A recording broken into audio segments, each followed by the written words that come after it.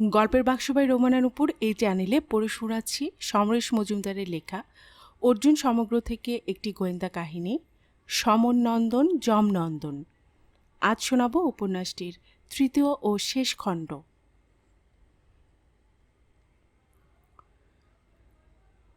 খুঁটিমারি জঙ্গল এখন অনেক হালকা হয়ে গিয়েছে। দুপাশে গাছপালা, মাঝখানে চওড়া বাঁধানো রাস্তা। মাঝে মাঝে মিলিটারি গাড়ি দেখা যাওয়ায় অর্জুনের মনে হলো নীরদের কথাটা সত্যি। বেশ জোরে বাইক চালিয়ে সন্ধ্যের মুখেই ওরা পৌঁছে গেল নাথুয়ায়। নাথুয়া একটা ছোট্ট গঞ্জমতো জায়গা। দেখা গেল নীরদের কথাটা সত্যি।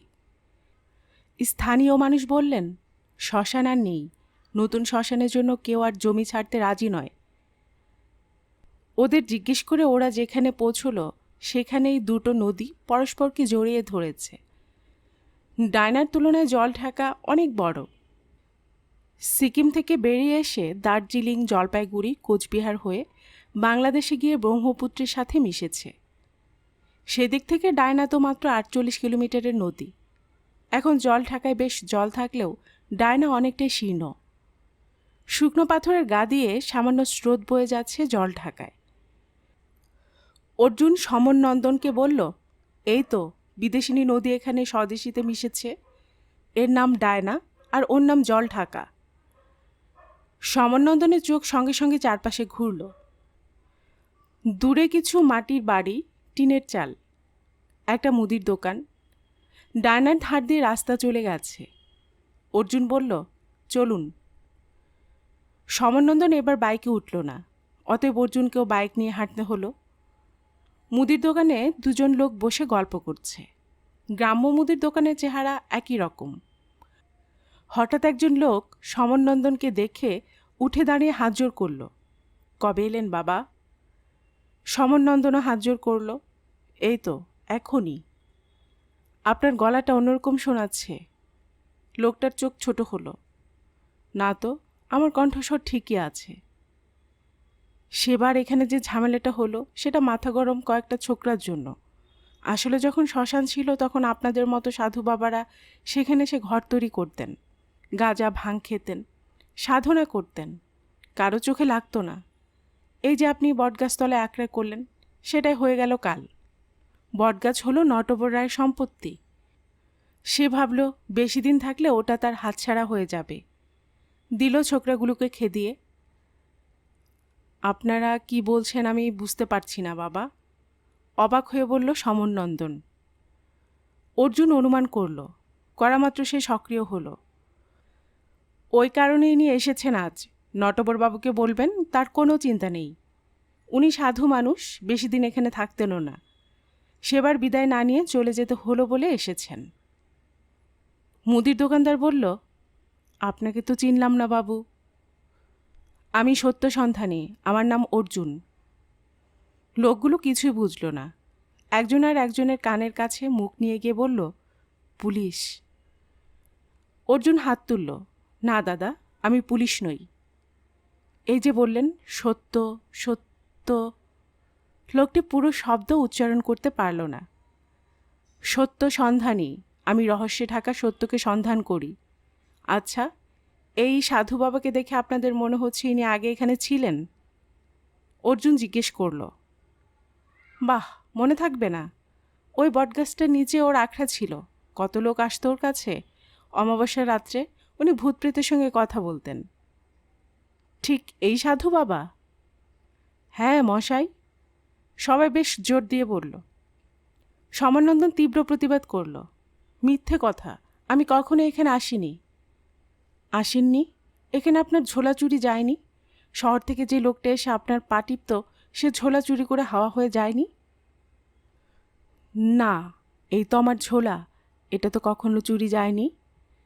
সমনন্দন অর্জুনের দিকে তাকালো।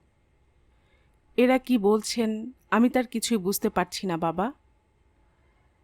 অর্জুন মাথা নাড়ল। সে দেখতে পাচ্ছিল একটু একটু করে ভিড় বাড়ছে। যারা আসছে তারা সবাই সমনন্দনকে চিনতে পারছে। সে মুদির দোকানদারকে জিজ্ঞেস করল, উনি এখান থেকে কোথায় চলে গিয়েছিলেন তা কি আপনারা জানেন? না, তবে শুনেছি বানারহাটে কেউ কেউ ওকে দেখেছে। ওর বিরুদ্ধে আপনাদের কোনো অভিযোগ আছে? ওর ঝোলা চুরি যাওয়ার আগে সবার সঙ্গে ভালো ব্যবহার করতেন। হিমালয়ের যেখানে সাধনা করেছেন তার কাহিনী শোনাতেন। ঝোলা চুরি যাওয়ার পর হঠাৎ ব্যবহার পাল্টে গেল। রেগে গেলে দুষ্টাত্মাকে ডেকে শাস্তি দেওয়ার ভয় দেখাতেন। অর্জুন সমরনন্দনকে বলল, উঠুন। ভিড় বাড়তে দেখে সমরনন্দন যে ভয় পেয়েছিল তাতে সন্দেহ নেই। সুসুর করে মোটর বাইকের পেছনে উঠে পড়ল। সঙ্গে সঙ্গে এক প্রৌঢ় ছুটে এলো। বাবা, তুমি আমার ছেলের সঙ্গে কথা বলিয়ে দাও। তুমি যে টাকা চেয়েছ তাই তোমাকে দেব। অর্জুন আর সময় নষ্ট করল না।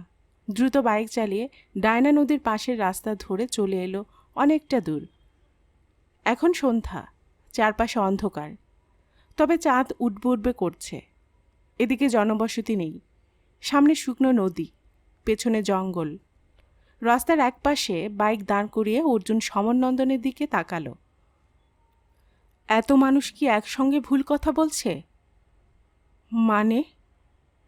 আধা অন্ধকারে সমরনন্দনের মুখ দেখা যাচ্ছিল না।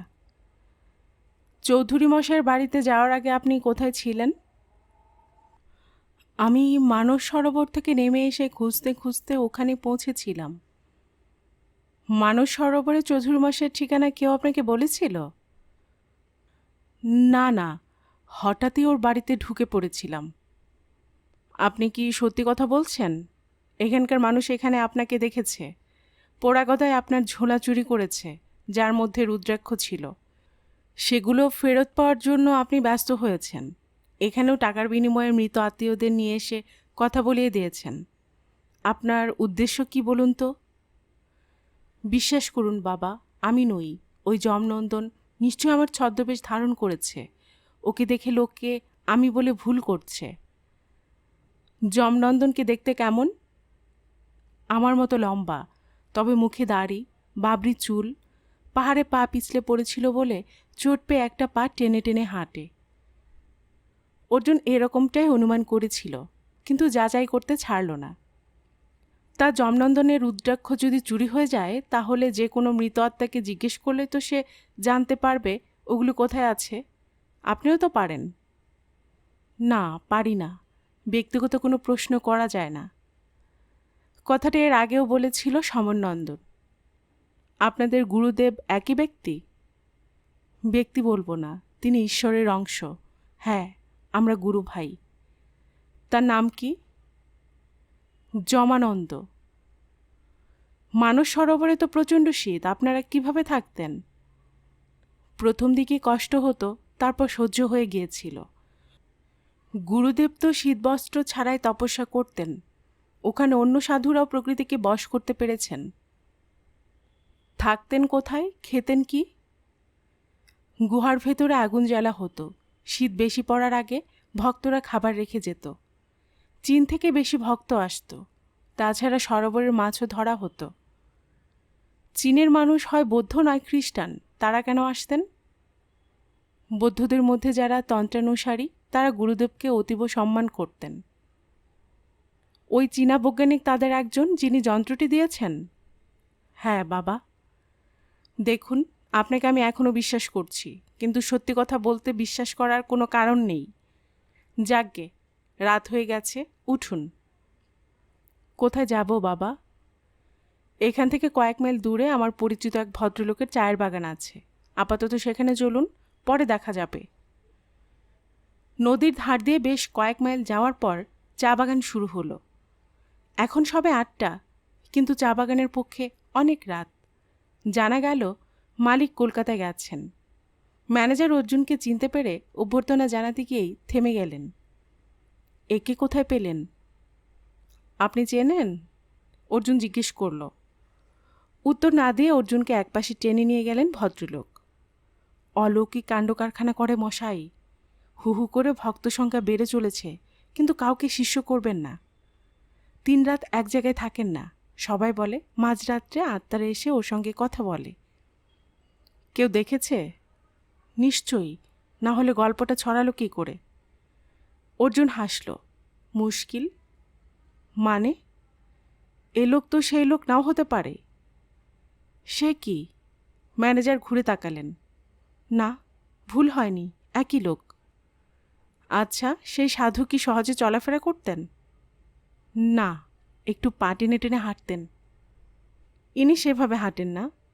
শেষ কোথায় ওকে দেখা গেছে? দাঁড়ান, একজন ওর সঙ্গে সবসময় থাকতো, তাকে ডাকি। কে?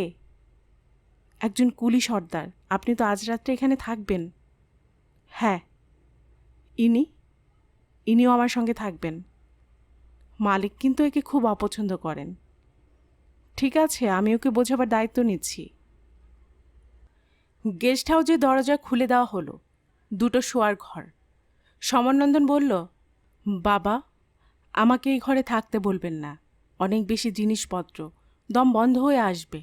আমি এই কাঠের বারান্দায় থাকব। আপনি রাত্রে এখানে খাবেন তো?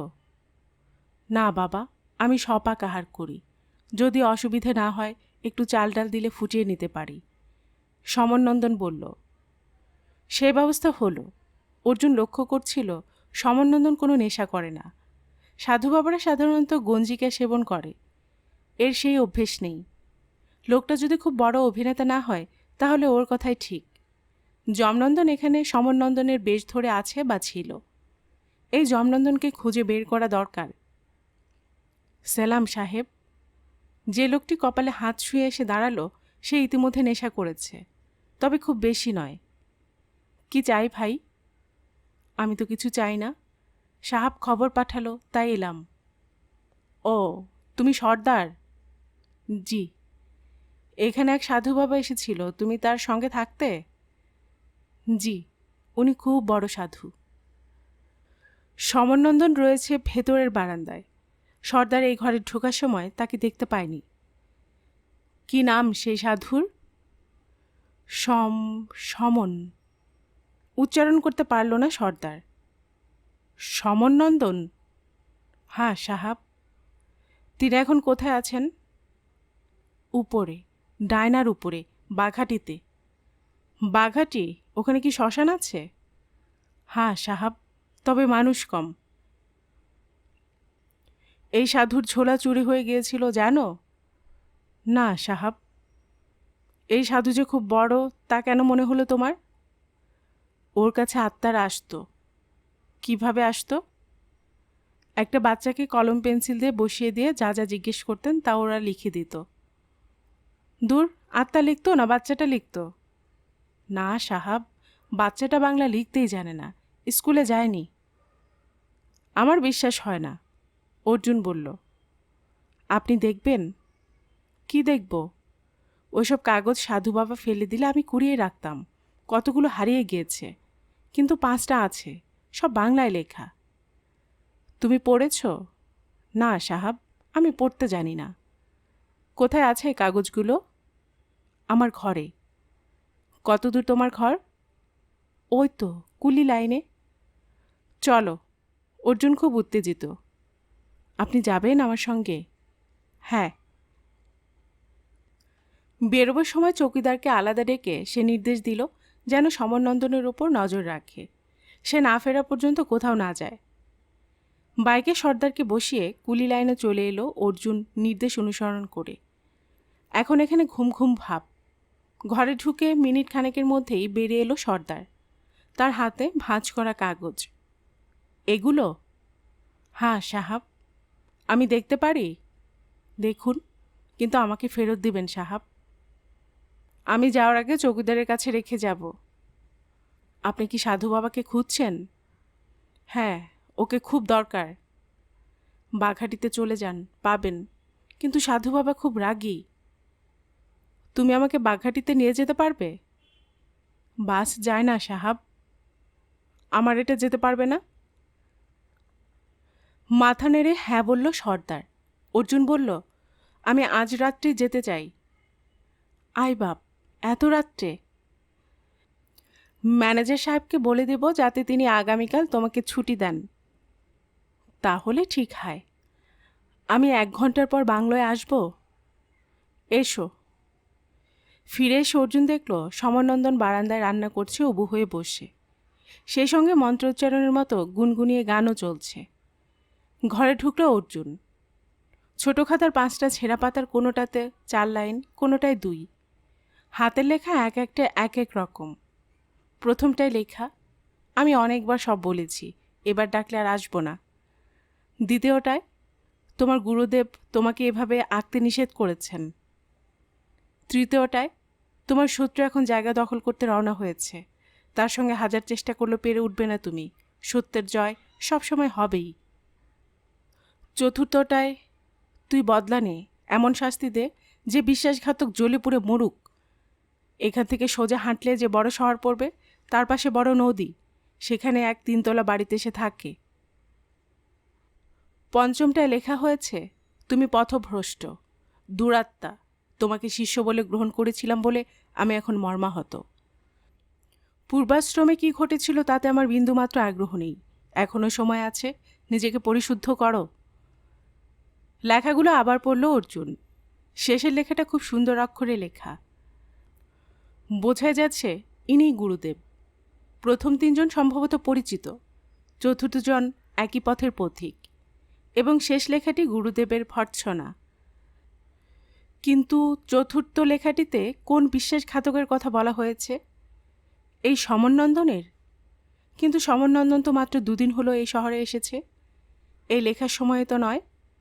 এখান থেকে সোজা হাঁটলে যে বড় শহর পড়বে, কোন দিকে সোজা? বড় শহর বলতে শিলিগুড়ি অথবা জলপাইগুড়ি। 2টো শহরের পাশে বড় নদী রয়েছে, একটা তিস্তা, অন্যটা মহানন্দা। 2টো শহরে কয়েকশো 3 তলা বাড়ি পাওয়া যাবে। পুরো ব্যাপারটাই কেমন ধোঁয়াটে। কিন্তু একটা ব্যাপার স্পষ্ট, যমনন্দন। যদি সত্যি তার নাম হয় যমনন্দন, তাহলে সে এসেছে প্রতিশোধ নিতে। কিসের প্রতিশোধ? বদলা মানে তো তাই। সমরনন্দন, যদি এর নাম সত্যি সমরনন্দন হয়, তাহলে সে এসেছে যমনন্দনকে ঠেকাতে, কিংবা কে জানে তার কোনো গোপন উদ্দেশ্য আছে কি না। কিন্তু নির্দেশ পাওয়ার পরেও যমনন্দন রওনা হয়নি কেন? সর্দার এলো ঠিক 1 ঘন্টা পরে।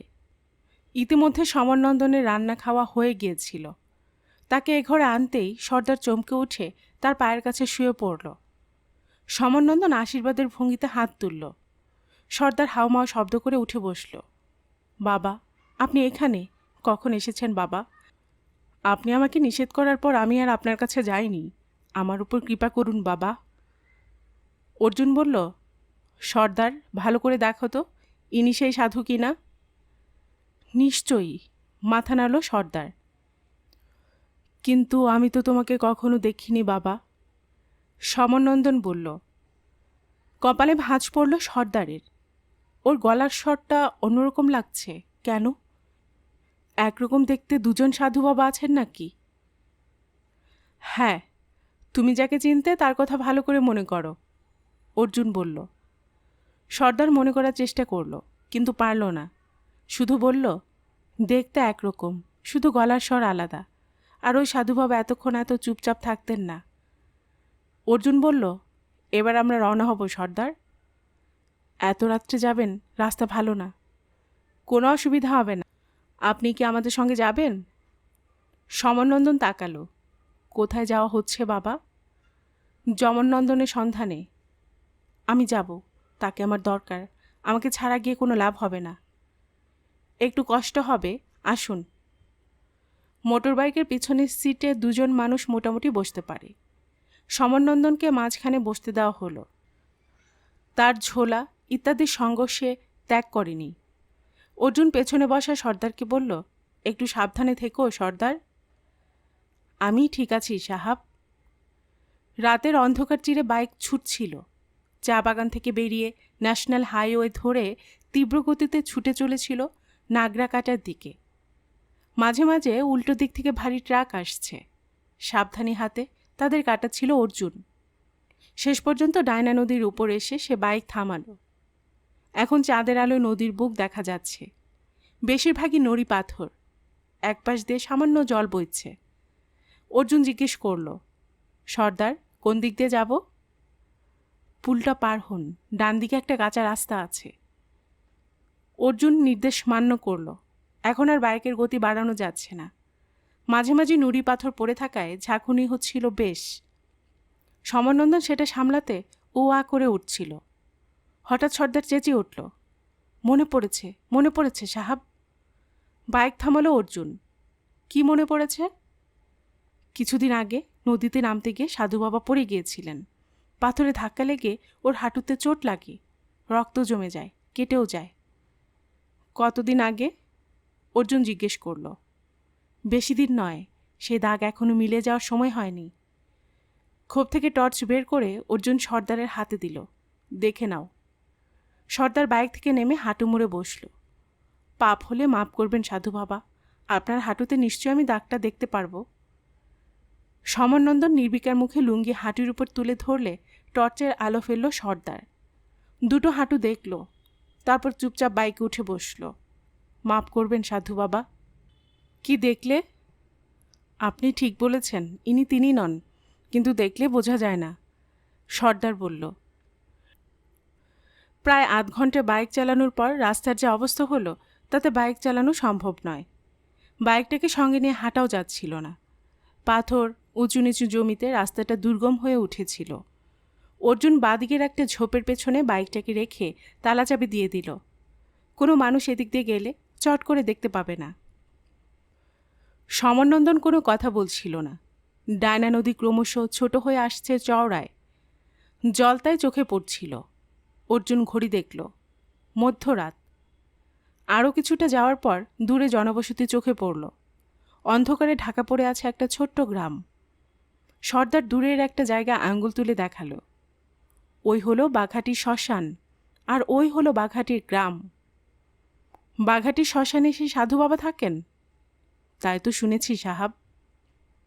দূর থেকে আগুনটাকে দেখা গেল। কাঠ জ্বালিয়ে আগুন তৈরি করা হয়েছে। তারপর স্পষ্ট হলো আগুনের চারপাশে ঘুরছে কেউ। সমরনন্দন দাঁড়িয়ে পড়ল। সর্বনাশ! মানে? এই প্রক্রিয়া করতে ওকে অনেকবার নিষেধ করেছেন গুরুদেব। কি প্রক্রিয়া? অগ্নিমন্থন। এতে কি হয়? অগ্নির তেজ সংগ্রহ করে মানুষের উপকার এবং অপকার দুটোই করা যায়, কিন্তু ও কারো উপকার করবে এটা আর ভাবতে পারি না। ইনি যমনন্দন? অবশ্যই। আমি যাই। না, দাঁড়ান, আপনি প্রথমে যাবেন না। অর্জুন কঠোর হলো। সে কি, ওকে খুঁজতে আমি এত দূরে এসেছি। এসেছেন, আর এসেছেন যখন তখন ওর কাছে যাবেনও, কিন্তু আমি চাই না ও প্রথমে আপনার উপস্থিতি জানতে পারুক। আপনি একটু দূরে অপেক্ষা করুন, আমি না ডাকলে কিছুতে আগে যাবেন না। না, এ হতে পারে না, আমাকে যেতেই হবে। আপনি আমার কথা বোঝার চেষ্টা করুন। আচ্ছা, আমি যাওয়ার মিনিট 10 পরে না হয় আপনি যাবেন, ঠিক আছে? অর্জুন এগিয়ে গেল। মূর্তিটি স্পষ্ট হলো। হাত 10 দূরে পৌঁছে অর্জুন বুঝল কেন এখানকার সব মানুষ একই ভুল করছে। যমনন্দন আর সমরনন্দনের চেহারার মধ্যে প্রচুর মিল আছে। কে কে ওখানে? মধ্যরাত্রির এই নিস্তব্ধ প্রহরে এখানে আসার সাহস হলো? মূর্তি থেমে গেল এবং চিৎকার ভেসে এলো। আমার নাম অর্জুন, আপনার সঙ্গে কিছু ব্যক্তিগত কথা আছে। মূর্খ! একজন গৃহীর সঙ্গে আমার কোনো ব্যক্তিগত কথা থাকতে পারে না। তুমি অবিলম্বে এখান থেকে দূর হও, নইলে আমি তোমাকে ভস্ম করে দেব। সেটা সম্ভব নয়, কারণ রুদ্রাক্ষগুলো এখন আপনার কাছে নেই। খামোখা উত্তেজিত হবেন না, ওই ব্যাপারে কথা বলতে আমি এসেছি। অর্জুন বলল। যমনন্দন স্থির হয়ে দাঁড়িয়ে রইল। অর্জুন এগিয়ে গেল ওর সামনে। নমস্কার। কে তুমি? মুখ বিকৃত করল যমনন্দন। আমি আমার নাম আপনাকে বলেছি। আপনার ঝোলার রুদ্রাক্ষগুলো এখন শিলিগুড়িতে আছে। আপনি সেগুলি ফেরত চান? অর্জুন জিজ্ঞেস করল। অবশ্যই। শিলিগুড়ি? শিলিগুড়ি? হ্যাঁ, পাশে একটি বড় নদী আছে, কি যেন নাম? মহানন্দা। অর্জুন হাসল। সেখানে এক 3তলা বাড়িতে তস্করের বাস। 3তলা বাড়ি? তুমি জানলে কি করে? জেনে গেছি, কিন্তু আপনি তো রুদ্রাক্ষের সন্ধানে এখানে আসেননি। না, আসিনি। তোমার বাড়ি কোথায়? জলপাইগুড়িতে। পাশেই বিরাট নদী, তিস্তা। সেখানে তেতলা বাড়ির সংখ্যা 1000-এর কাছাকাছি। আপনি যার সন্ধানে এসেছেন তিনি কি সেখানে থাকেন? অর্জুনের প্রশ্নের জবাব না দিয়ে নিভে আসা আগুনে কাঠ ফেলল যমনন্দন। অর্জুন বলল, কিন্তু আপনার গুরুদেবের নিষেধ সত্ত্বেও আপনি এসেছেন। সঙ্গে সঙ্গে ঘুরে দাঁড়ালো যমনন্দন। কে তোমাকে এসব কথা বলেছে? আপনি যার ছদ্মবেশ ধারণ করে আছেন সে? আচ্ছা, তুমি সমরনন্দনকে চেনো? হ্যাঁ, আমি জানি আপনার নাম যমনন্দন। বুঝতে পেরেছি, সেই গর্ধব তোমাকে এসব গোপন কথা বলে ফেলেছে। খুব অন্যায় করেছে। এই কথা জানলে গুরুদেব ওকেও ত্যাগ করবেন? সেটা সম্ভব নয়, কারণ তার শরীর এখন মানুষ সরোবরের নিচে শুয়ে আছে। সে কি, কি বলছো তুমি? আপনি ওর আশ্রয় থেকে বিতাড়িত বলে এসব খবর জানেন না। হঠাৎ যমনন্দন মাটিতে বসে পড়ল। দ্রুত একটা কাঠি দিয়ে কিছু আঁকাআঁকি করে হাত বাড়িয়ে একটা ছোট্ট জ্বলন্ত কাঠ তুলে ওর মধ্যে রাখল। তখনই সমরনন্দন আড়াল থেকে ছুটে এলো। না, তুমি এটা করতে পারো না, কিছুতেই না। বাধা পেয়ে উঠে দাঁড়ালো যমনন্দন। ও, তুই এটাকে পথ দেখে নিয়ে এসেছিস? এত সাহস তোর? আমি কি পারি না পারি তা তোকে দেখিয়ে দিচ্ছি। যমনন্দন, কেন তুমি এসব কুকাজ করছো? চলো, হিমালয়ে ফিরে যাই আমরা, আবার মন্দির গুরুদেবের প্রদর্শিত পথে সাধনা করি, তাতেই আমরা শান্তি পাব, বলল সমরনন্দন। সঙ্গে সঙ্গে মাথা নেড়ে না বলল যমনন্দন। অর্জুন এগিয়ে গেল ওদের কাছে। আপনার কি চাই?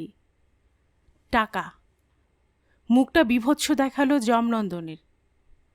ছি, ধিক তোমাকে। সমরনন্দন বলল, অনেক হয়েছে। এ যে এত বছর ধরে সাধনা করলাম, কি পেলাম? কিচ্ছু না। প্রেতগুলোকে ধরে ধরে আনতাম, কিন্তু নিজের জন্য কিছু চাইতে পারতাম না। ওই বেটা যমানন্দ বলতো, মানুষ মারা গেলেও তার অভিজ্ঞতা মারা যায় না। তোমরা আত্মার কাছ থেকে সেই অভিজ্ঞতা গ্রহণ করবে, করে ভবিষ্যৎকে দিয়ে যাবে। ওসব দান করা আমার দ্বারা হবে না। যমনন্দন বলল, আপনি চীনে বৈজ্ঞানিকের যন্ত্র ছাড়াই আত্মা নামাতে পারতেন? পারি। যেসব আত্মা মহাকাশে যেতে পারেনি, পাপের ভারে পৃথিবীর আকাশে ঘুরপাক খাচ্ছে, তাদের নিয়ে আসতে পারি। কিন্তু সেই ব্যাটারা এত পাপী যে কিছুই দিতে পারে না। হঠাৎ যমনন্দন সমরনন্দনের ঝোলার দিকে তাকালো। তোমার কাছে যন্ত্রটা আছে? সঙ্গে সঙ্গে পিছিয়ে গেল সমরনন্দন। আছে, কিন্তু তুমি কখনো এটাকে পাবে না। হঠাৎ হাহা শব্দ করে হেসে উঠল যমনন্দন। সমরনন্দন, তুমি এর আগে কতবার আমার বাহুবলের কাছে হার মেনেছ স্মরণে আছে? সমরনন্দন মাথা নিচু করল। বেশ, একবার তোমাকে সুযোগ দিতে পারি। একবার তুমি ইচ্ছে মতো কোনো আত্মার সঙ্গে কথা বলতে পারবে। রাজি আছো? তোমাদের দুজনের শারীরিক শক্তি আমার চেয়ে বেশি, তাই রাজি হচ্ছি। তাই হবে। কথা বলার পর তুমি হিমালয়ে ফিরে যাবে? পাগল, ওই ঠান্ডায় নিরস জায়গায় কেউ ফিরে যায়? কার সঙ্গে কথা বলতে চাও তুমি? আর কার সঙ্গে? গুরুদেব যমানন্দ? না, তিনি তোমাকে অনুগ্রহ করবেন না। হঠাৎ হেসে উঠল যমনন্দন। তোমাকে পরীক্ষা করছিলাম আমি। তোমার ওই যন্ত্র ছাড়াই প্ল্যান চেটে আমি তাদের সঙ্গে বাক্যালাপ করেছি। তবে হ্যাঁ, খুব অল্প সময়ের জন্য ওরা পৃথিবীতে থাকতে পারতেন। যন্ত্র ছাড়াই? সমরনন্দন হতভম্ব হয়ে গেল। হ্যাঁ, তুমি যাদের ডেকে আনছো তারা আমার সঙ্গে দেখা না করে ফিরে যাবে, এ তো হতে পারে না। তুমি যখন ওই যন্ত্রটা চালু করতে, আমি তখনই প্ল্যান চেট শুরু করতাম। অর্জুন জিজ্ঞেস করল, কি করে বুঝতেন যে যন্ত্রটা চালু হয়েছে? তার উত্তর তোমাকে দেব না ছোকরা। ক্ষিপ্ত দেখালো যমনন্দনকে। তারপর সমরনন্দনকে বলল, আর কাকে সঙ্গে নিয়ে এসেছো এখানে? অর্জুন হাসল। আপনার শিষ্য সর্দার, এদিকে এসো। সর্দার আড়াল থেকে হাত জোর করে বেরিয়ে আসতেই যমনন্দন চিৎকার করে তাকে গালাগাল করতে লাগলো, পথ দেখিয়ে নিয়ে আসার জন্য। সর্দার হাঁটু মুড়ে বসে কাঁদতে শুরু করল। অর্জুন বলল, ওকে বলে কোনো লাভ নেই, আমি ওকে বাধ্য করেছি। যমনন্দন বলল, ঠিক আছে, এই ব্যাটাকে মাধ্যম করা যাক। বের করো তোমার যন্ত্র। তারপরে চিৎকার করে বলল, গুরুদেব, দয়া করো দিনজনে। অর্জুন অবাক হয়ে গেল। এই লাইনটায় সমরনন্দন কত সুন্দর স্বরে বলে, আর যে গুরুকে অস্বীকার করছে সে তার কাছে দয়া চাইছে কেন? কাগজের সামনে পেন্সিল হাতে বসিয়ে দেওয়া হলো সর্দারকে। যন্ত্র চালু করল সমরনন্দন। বিপ বিপ শব্দ হচ্ছে। নব ঘোরাচ্ছে সমরনন্দনের দক্ষ আঙ্গুলগুলো। চোখ বন্ধ যমনন্দনের। হঠাৎ শব্দটা থামল। পাশে নিভে আসা আগুনে মৃদু ঢেউ বয়ে যেতে যমনন্দনের গলা শোনা গেল, আপনি এসেছেন গুরুদেব, না ডেকে উপায় ছিল না। সর্দারের হাত চলল। যমনন্দন সেটা পড়ল। আপনি আমাকে বলেছিলেন পূর্বাশ্রমের প্রতি আপনার কোনো টান নেই। উদাহরণ দিয়েছিলেন কোন এক বন্ধুর কাছে 15 লক্ষ টাকা রেখে গিয়েছিলেন।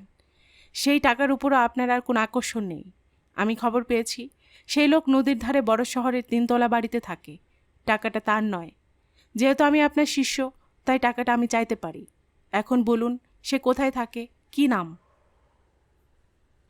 লেখা হতে লাগলো। তারপর সর্দারের হাত থেকে পেন্সিল পড়ে গেল। সর্দারের মুখ বুকের উপর নেমে এলো।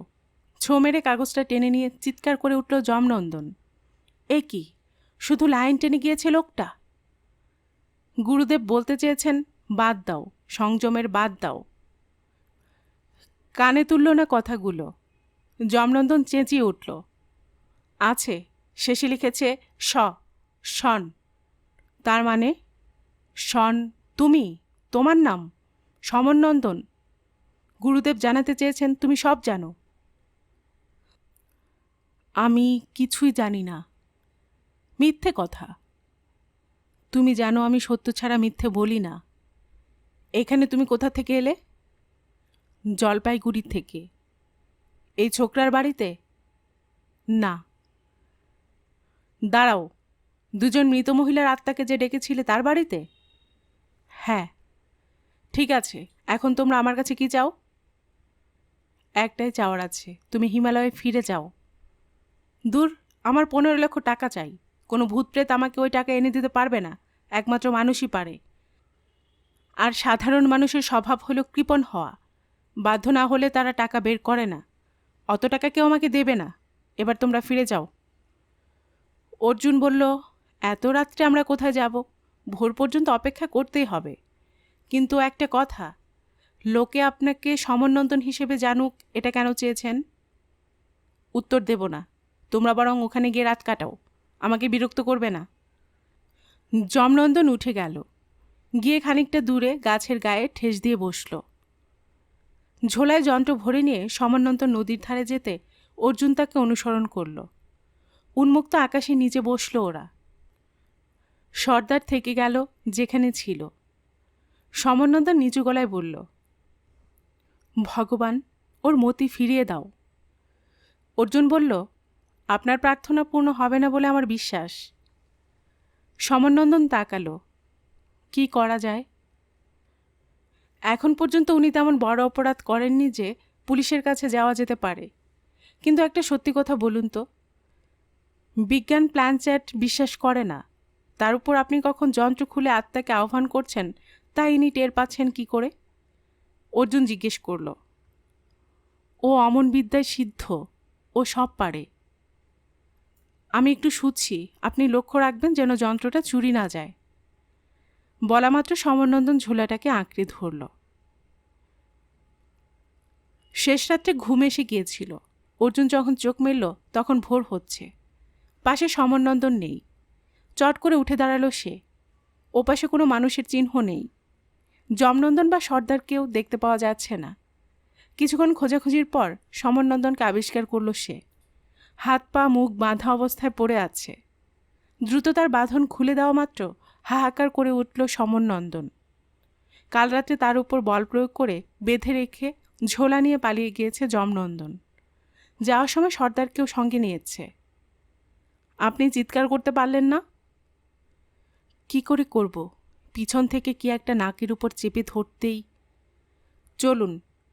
কোথায়? এখানে থেকে তো কোনো লাভ নেই। এবার শহরে ফেরা যাক। কেন যে ঘুমিয়ে পড়লাম। ওরা হাঁটতে শুরু করলো। সেই ঝোপের কাছে এসে তাজ্জব হয়ে গেল অর্জুন। তার বাইকটা নেই। অথচ এই পথে এখন ভোরবেলাতেও লোকজন নেই। গেলেও কারো চোখে পড়ার কথা নয়। নিশ্চয় সর্দার যমনন্দনকে দেখিয়ে দিয়েছে। কিন্তু সর্দার স্বইচ্ছায় এত বড় বিশ্বাসঘাতকতা করবে বলে মনে হয় না। ওকে নিশ্চয় বাধ্য করেছে যমনন্দন। আপনার এই গুরু ভাই বাইক চালাতে জানে?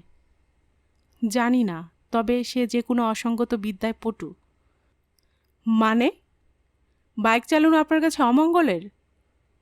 না, ঠিক তা নয়। তবে বড্ড লাভ হয়, ব্যথা হয়। রেগে গিয়েও রাখতে পারল না অর্জুন। উল্টে হেসে ফেলল। হাইওয়ের কাছে পৌঁছতে প্রায় সকাল 10টা এবং সেখানেই সর্দারকে পাওয়া গেল।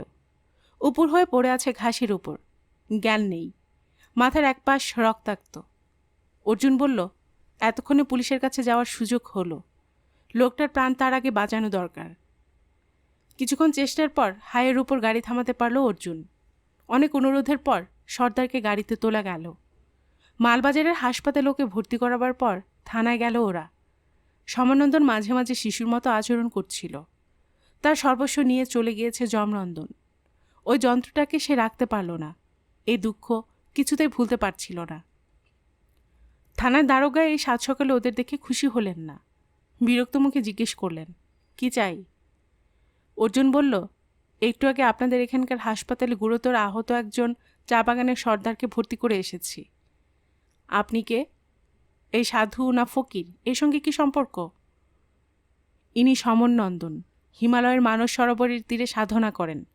একজন অসৎ গুরুভাইকে সংশোধন করতে এসেছিলেন। সেই লোক এর কথা তো শোনেইনি, উল্টে এর যাবতীয় জিনিসপত্র চুরি করে পালিয়েছে। পালাবার সময় ওই সর্দারকে মেরে অজ্ঞান করে রেখে গেছে। অর্জুন বলল, ওর শরীরটাকে আমরা ডায়না নদীর পাশে হাইওয়ের ধারে পেয়েছি। ও হ্যাঁ, যাওয়ার সময় সাধুবাবা আমার বাইকটাও নিয়ে গিয়েছেন। আপনি কে? আমি অর্জুন। আপনাদের এসপি সাহেব আমার পরিচয় জানেন। আমি সত্যসন্ধানী। সত্যসন্ধানী? আচ্ছা, আপনি কি জলপাইগুড়ির? হ্যাঁ। ওহো, নমস্কার। আপনার নাম আমি শুনেছি, চোখে দেখার সুযোগ এই প্রথম হলো। হ্যাঁ, আপনি যে জায়গার কথা বলেছেন সেটাই থানার জুরিসডিকশনে পড়ে না, কিন্তু এ নিয়ে ভাববেন না।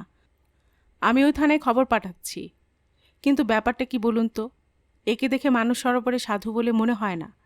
তারা তো বেশ বৃদ্ধ হন, সমতলে নামেন না। দারোগাকে এখন বেশ কৌতূহলী দেখালো। যেটুকু জানি তা সংক্ষেপে বলছি। দাঁড়ান, 3 কাপ চা নিয়ে এসো চটপট। না, 2 কাপ আনতে বলুন, ইনি অন্যের হাতে রান্না খান না। ও, অতএব খুব সংক্ষেপে ব্যাপারটা বলতে হলো অর্জুনকে।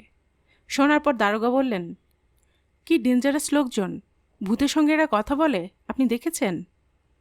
না, আমি দেখিনি, তবে প্রশ্নের উত্তর মিডিয়াম লিখে দিচ্ছে, এটা দেখেছি।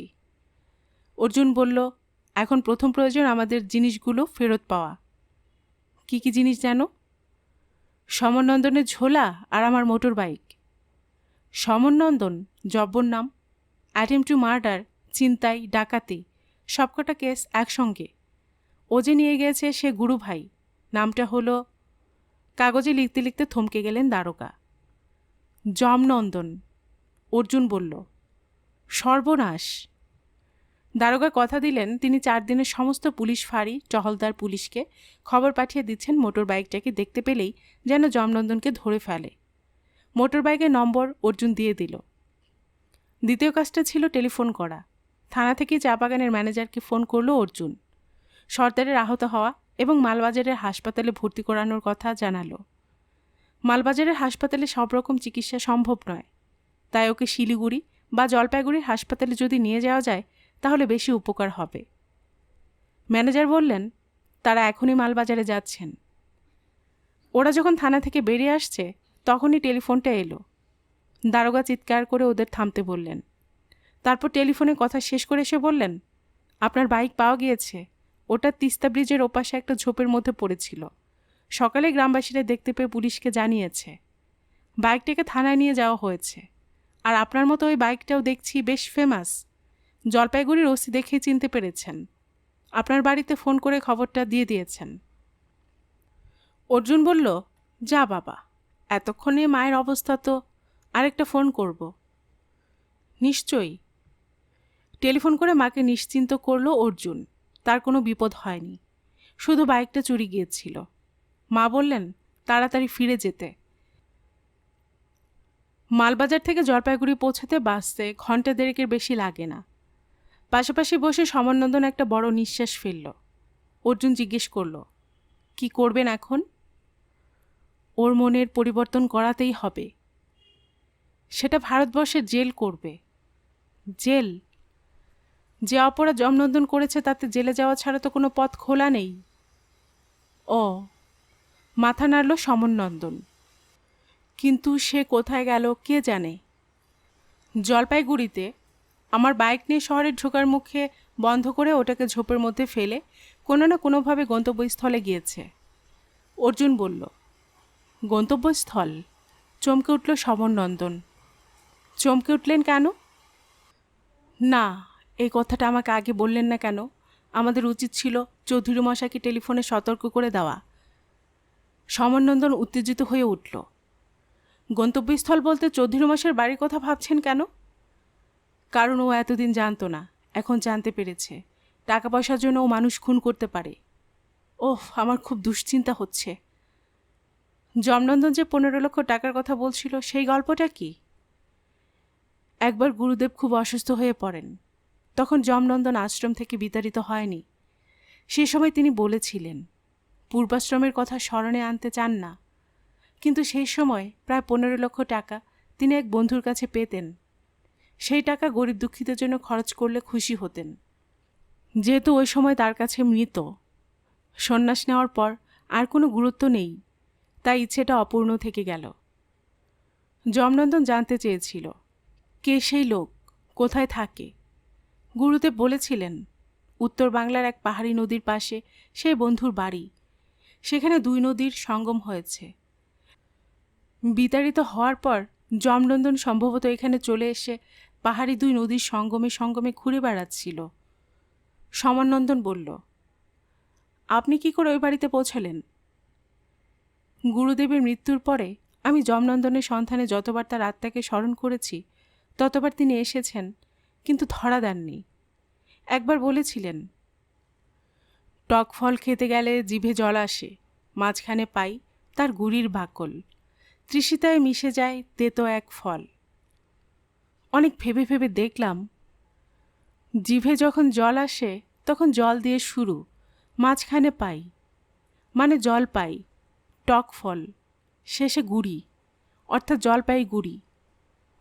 জলপাইগুড়িতে এলাম, তৃষিতায় মিশে যায় তেতো এক ফল। দেখলাম তিস্তায় এসে মিশছে করলা নদী। বুঝলাম ঠিক জায়গায় এসেছি। তারপর এক বিহারি পরিবারের স্বাদ মেটাতে প্ল্যানচেটে বসলাম। জিজ্ঞেস করলাম, 3টে লাইন পেয়েছি, চতুর্থটা কি? লেখা হলো, সম্মুখে বাগান বাড়ি একটি ত্রিতল। পুরো ধাঁধাটা হলো, টক ফল খেতে গেলে জিভে আসে জল, মাঝখানে পায় তার গুড়ির বাকল, তৃষিতায় মিশে যায় তেতো এক ফল, সম্মুখে বাগান বাড়ি একটি ত্রিতল। ব্যাস, খুঁজতে খুঁজতে পেয়েও গেলাম। আমি দেখছিলাম লোকটির বিবেক এখনও জাগ্রত আছে কিনা। প্রথম দিন তিনি স্ত্রী আর মাকে ডাকলেন।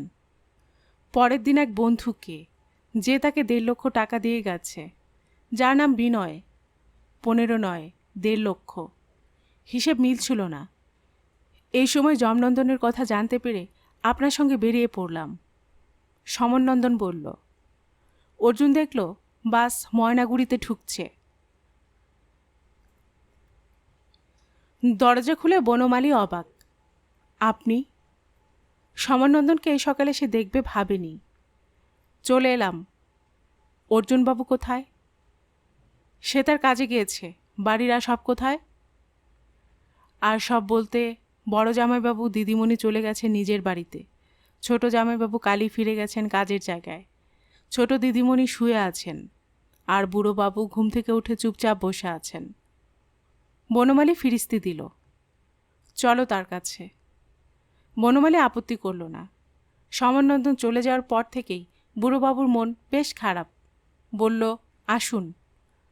চৌধুরী মশাই বসেছিলেন। হঠাৎ যেন ভূত দেখলেন। আরে আপনি? হ্যাঁ, তোমার কথা ভেবেই ফিরে এলাম। খুব ভালো করেছেন।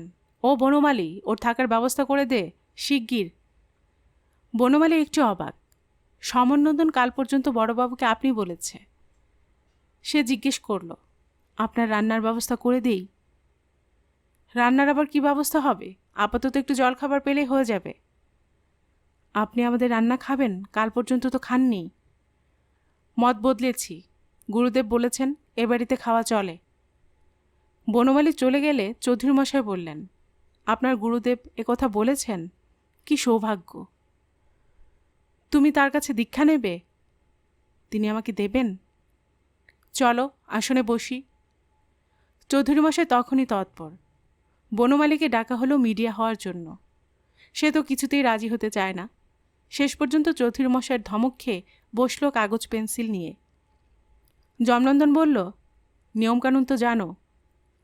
তুমি চিত্ত চিন্তামুক্ত করো। তুমি আমাকে স্পর্শ করে গুরুদেবকে স্মরণ করো। হাত বাড়িয়ে চৌধুরীমশাইয়ের হাত স্পর্শ করল যমনন্দন। কিন্তু কেউ এলো না। যমনন্দন বলল, আমি জানতাম উনি আসবেন না। কেন? উনি কোনো পাপীকে শিষ্যত্ব দান করেন না। পাপী? তুমি কোনো অপরাধ করেছ? না তো, মানে ছোটোখাটো অপরাধ।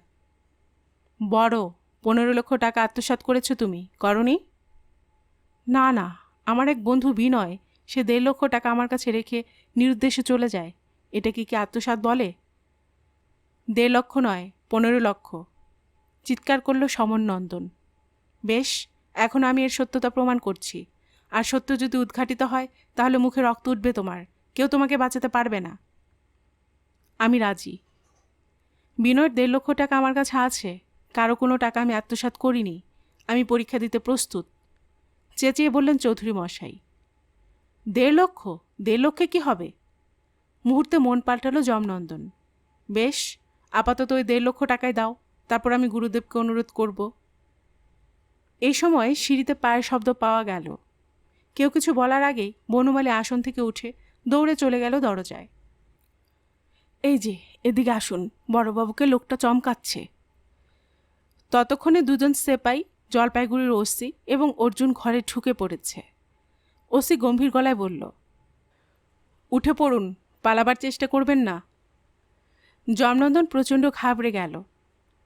আমি কি করেছি? অ্যাটেম্প টু মার্ডার, চুরি, ভয় দেখে টাকা আদায় করার অভিযোগে আপনাকে গ্রেপ্তার করা হলো। আপনার সাধুগিরি আমি এবার ঘুচিয়ে দেব। ওসি হাতকড়া পরিয়ে দিতেই সমরনন্দন পেছন থেকে এগিয়ে এলো। ভাই যমনন্দন, গুরুদেব বলতেন অন্যায় পথ ত্যাগ করতে। তুমি শোনোনি, এখন প্রায়শ্চিত্ত করো। হাতকড়ি বাঁধা অবস্থায় যমনন্দন ঝাঁপিয়ে পড়ল সমরনন্দনের উপর। সেপাইরা তাকে ধরে ফেলে টানতে টানতে নিয়ে গেল বাইরে। সমরনন্দন নিচু হয়ে তার ঝোলাটা তুলল, যন্ত্রটা ব্যাগে ঢুকালো। তারপর হাত জোর করে বলল, ওকে দেখে বিভ্রান্ত হয়ে নিশ্চয়ই ভেবেছিলেন আমি এসেছি। আমি খুব দুঃখিত। এবার আমাকে বিদায় দিন। চৌধুরীমশাই বললেন, কিন্তু ওই টাকাটা? অর্জুনবাবু তো ঠিকই বলেছেন, সেবাশ্রমে দিয়ে দিন, মানুষের মঙ্গল হবে। চৌধুরীমশাই জিজ্ঞেস করলেন, আপনি কোথায় যাচ্ছেন বাবা? মানস সরোবরে। ধীর পায়ে ঘর থেকে বেরিয়ে গেল সমরনন্দন। ধন্যবাদ সবাইকে। আপনারা শুনছিলেন সমরেশ মজুমদারের লেখা অর্জুন সমগ্র থেকে একটি গোয়েন্দা কাহিনী, সমরনন্দন যমনন্দন। আর গল্প পাঠে আমি আপনাদের সাথে ছিলাম রোমানা নুপুর।